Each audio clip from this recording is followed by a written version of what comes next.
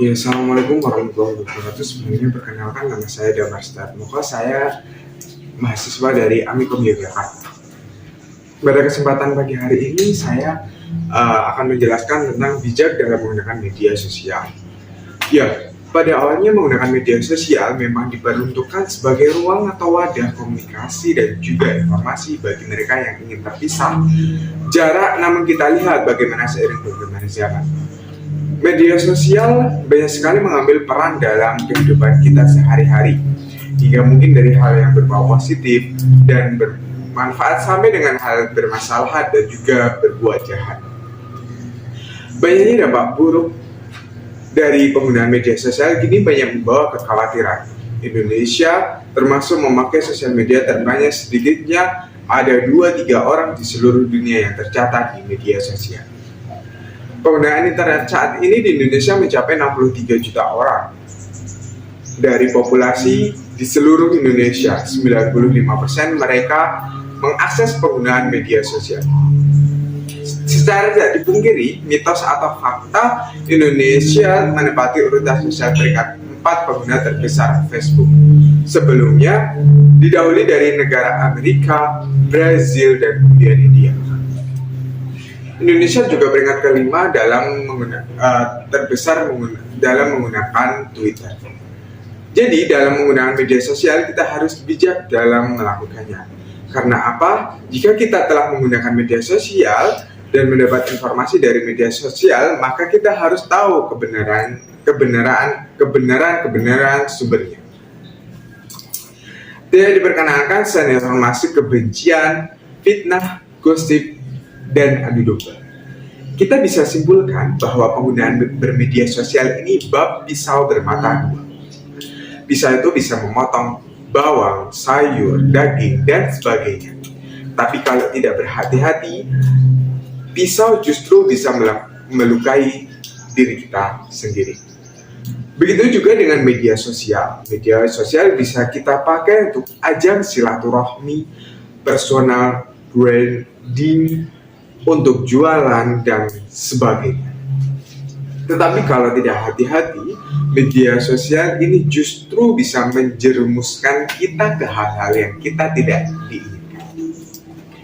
Contohnya, banyak sekali orang-orang yang menyebarkan akun-akun dengan media sosial. Dulunya dia sangat disukai, tapi dengan media sosial hanya dia yang mungkin terlalu lebay, terlalu pamer, dan terlalu suka. Bahkan tidak jarang kita dengar orang-orang yang gara-gara posting di media sosial bisa berakhir dibui atau di penjara. Nah, itulah arti bahwa kini harus menggunakan media sosial itu dengan baik dan bijak. Artinya, orang-orang cerdas itu tahu memisahkan mana yang harus diposting dan mana yang tidak harus diposting. Karena sebelum memposting itu, dia berpikir terlebih dahulu. Tetapi banyak orang-orang yang memposting terlebih dahulu memikirkan belakangnya. Tidak bisa dipungkiri postingan kita, kata-kata kita di media sosial sebenarnya itulah cermin diri kita sebenarnya. Makanya banyak sekali coach yang mengatakan, bijaklah bermedia sosial. Jadi bermedia sosial tentunya banyak sekali yang positif dan negatif gitu ya. Contohnya yang positif, kita mempunyai bisnis brand, kita mempunyai usaha tentang brand gitu ya. Kita berjuang dari nol gitu, dari nol. Terus kita memikirkan bagaimana caranya kita bisa brand kita, produk kita bisa berkembang dengan pesat gitu. Dengan adanya media sosial kita bisa sedikit lebih mudah membantu kita buat mensukseskan produk kita itu. Contohnya, kita bisa mengupload, kita bisa memposting di Facebook, Shopee, Tokopedia, dan lain sebagainya gitu ya. Ada juga contoh yang sedang kita ketahui sekarang ini di era teknologi yang berkembang ini, tentang bermedia sosial yang buruk gitu. Contohnya, sekarang banyak akun-akun fake, penipuan dan lain sebagainya gitu. Apalagi kalau kita tidak bijak dalam bersosial media, kita bisa ikut terjerumus dalam hal-hal yang negatif gitu. Jadi ya kita harus bijaklah bermedia sosial.